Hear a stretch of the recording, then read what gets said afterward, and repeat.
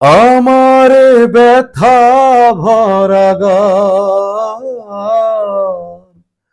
ফুল পাখি নিয়ে নয়, ও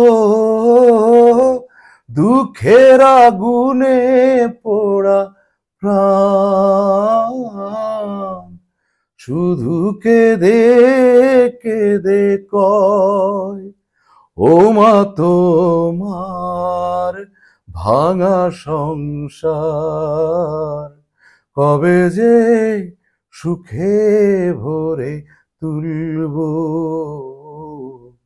জন্ম থেকে জ্বলছি মাগো। জন্ম থেকে জ্বলছি, এই গানটি শোনেননি? এরকম বাংলাদেশি মানুষ খুব কম আছে। তো এই যে একটা গান, এটা যে সিনেমার, সেটা হচ্ছে জন্ম থেকে জ্বলছি।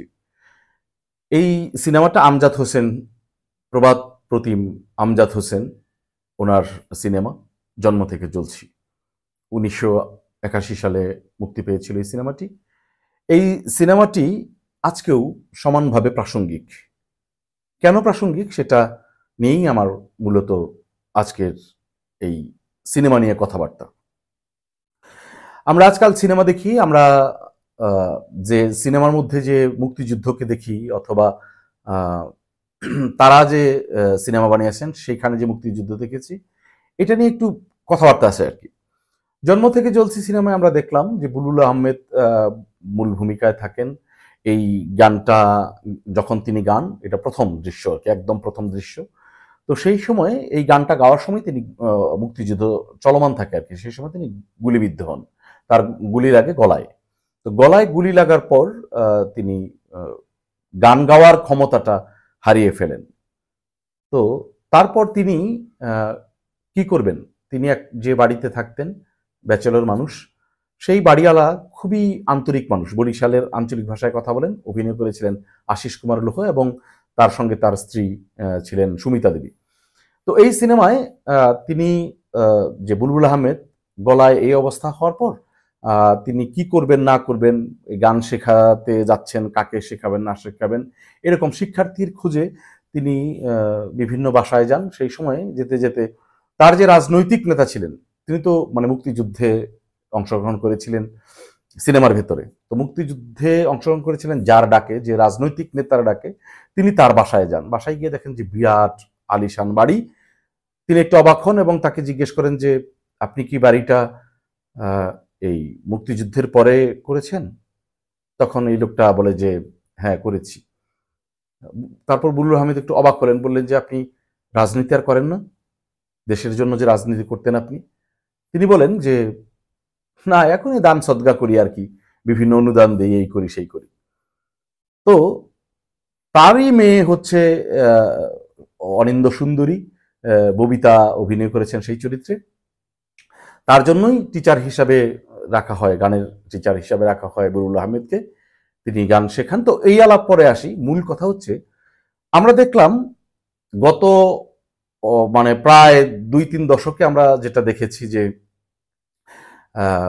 মুক্তিযুদ্ধ থেকে ফেরত আসা যারা সামাজিকভাবে প্রতিষ্ঠিত হয়েছে, আমরা দেখলাম যে যারা রাজাকার, তাদেরকে দেখানো হচ্ছে যে রাজাকাররাই শুধু সমাজে মানে নানানভাবে আঙুল ফুলে কলা গাছ হয়ে গেছে। আগে স্বাধীনতার বিপক্ষে ছিল, পরবর্তীতে যুদ্ধের পর তারা ভোল পাল্টিয়ে তারা ধন সম্পত্তির মালিক হয়ে যায়। কিন্তু কোথাও দেখাচ্ছে না বা দেখায়নি, আমরা কখনো দেখেছি বলে আমাদের মনে পড়ে না যে মুক্তিযুদ্ধের আদর্শ থেকে বিচ্যুত হয়ে সেই সময়ের দেশপ্রেমের যে আদর্শ, সেইখান থেকে বিচ্যুত হয়ে সেই সময়ের কোনো আদর্শবান নেতাও যে মানে বিপদগামী হতে পারে এবং কি অবৈধ সম্পত্তির মালিক হতে পারে, এটা আমরা কোনো সিনেমায় দেখিনি। জন্ম থেকে জ্বলছে সিনেমাতে আমজাদ হোসেন সেটা দেখিয়েছিলেন 1981 সালে। কি দুঃসাহসিক ব্যাপারটা দেখেন যে সেই যে বক্তব্য 1981 সালের, আর এটা হচ্ছে 2025। আপনি একটু ভালো করে খেয়াল করে দেখেন যে আমাদের সিনেমাগুলোতে বা সাহিত্যে আমরা কখনো ওরকম আদর্শ থেকে বিচ্যুত হয়ে, বিপদগামী হয়ে, আঙুল ফুলে কলা গাছ হয়ে যাওয়া মুখোশধারী নেতৃত্বস্থানীয় মানুষকে নিয়ে কেউ কথা বলার সাহস পেয়েছে কিনা? মানে কেউ কিন্তু সেই সাহসটা হয়তো করেনি, আমরা দেখিনি। তো যাই হোক, এই সিনেমার মধ্যে এটা একটা আমার কাছে মনে হয়েছে যে এই সময়ে এসে সেদিনের সেই 81 সালের সেই উচ্চারণটা আজকে সমানভাবে প্রাসঙ্গিক, কিন্তু সেটাকে মানে কেউ সিনেমায় নিয়ে আসছে না। তারপর আমরা দেখলাম যে এই যে এখনকার যে আমরা রোমান্স দেখি, আমরা যে অভিসার দেখি, প্রেম ভালোবাসা আমরা যা দেখি, সেখানে আমরা দেখতে পাই যে মানে কিছু গদবাঁধা, কিছু প্রথাগত, কিছু প্রচলিত কিছু রোমান্স। অথচ সেই সিনেমায় আমরা দেখলাম যে বুলবুল আহমেদ যখন ববিতাকে গান শেখাচ্ছে ধনীর দুলালি বিরাট বড় লোকের মেয়ে, আর তার চাল নেই চুলো নেই।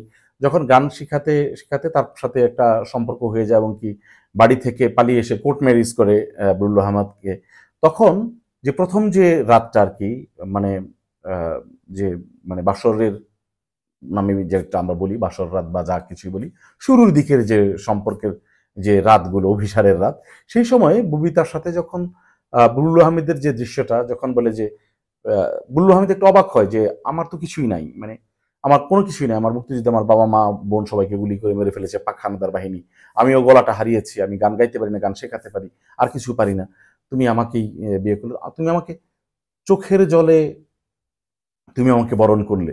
তখন কপালের সাথে কপাল ঠেকিয়ে ববিতা যে যখন বলে যে তোমাকে আরো কাঁদতে হবে, তোমার এই মানে তোমার প্রিয় কান্না হয়ে উঠবো আমি, যে সংলাপগুলো যে মানে অসামান্য সংলাপ, পুরো সিনেমা জুড়ে আমরা যে সমস্ত সংলাপ দেখলাম মারাত্মক। যেমন একটু বলে নিই যে একটু শুরুতে যে বুল্লু আহমেদ যখন ববিতাদের বাসায় গিয়েছিলেন, তার যে নেতার বাসায়, সেখানে যাওয়ার পর ভগ্নমনোরথ হয়ে যখন ফিরে আসেন, আসার পরে কিন্তু তার যে বাড়িওয়ালা বুল্লু আহমেদের, তার আশ্রয়দাতা সে যে আশিস কুমার লোহ, তিনি একটা কথা বলেন যে রাজনীতি করে সে মুক্তিযুদ্ধের সময় যারা মানে মানে উনি এইভাবে বলেন যে দুধ জাল করলো কে আর সরটা খাচ্ছে কে। এই যে সংলাপ, সংলাপের ভেতর দিয়ে নানান রকমের সাহিত্যের ছোঁয়া আমরা পেয়েছি। আর তো আমরা বলছিলাম যে ববিতা এবং বুল্লু আহমেদের রোমান্সের কথা। তো এই যে রোমান্সের একটা দৃশ্য, আমি এটা 3 বার দেখেছি গত রাতে। আমি আলাদা আলাদা করে 3 বার দেখেছি যে এটা কি দেখলাম। মানে মানে ওই দৃশ্য দেখার পর যারা ভালোবাসতে চায়, যারা ভালোবাসাহীনতায়, যারা কোনোদিন ভালোবাসা পায়নি, তারা পুরোপুরি আবেগ আপ্লুত হয়ে যাবে যে জীবনে এইটুকু ভালোবাসাটা খুব প্রয়োজন। এরকম কেউ একজন বলুক যে আমি তোমার কান্নার সঙ্গী হতে চাই। কি অসাধারণ! তো যা হোক, এই সিনেমার মধ্যে যে গানগুলো আপনি দেখেন যে প্রতিটা গান মানে আজ পর্যন্ত টিকে আছে যে একবার যদি কেউ ভালোবাসতো আমার নয়ন দুটি জলে ভাসতো আর ভালোবাসতো এ জীবন তবু কিছু না কিছু পেত। কি অসাধারণ সব গান! গানগুলো কালজয়ী হয়ে গেছে, মানে সিনেমাটাও তো কালজয়ী, তাই না?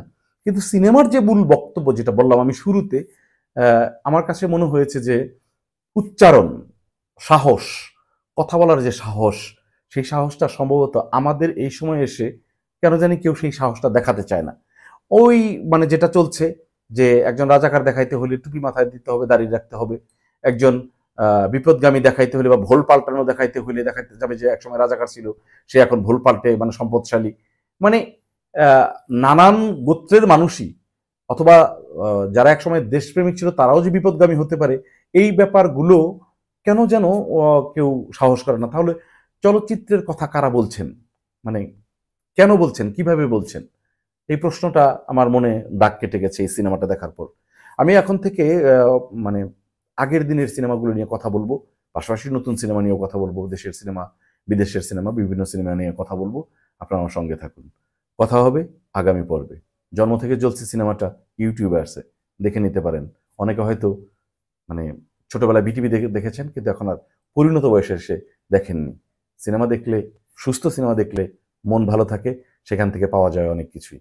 ভালো থাকবেন। শুকরিয়া।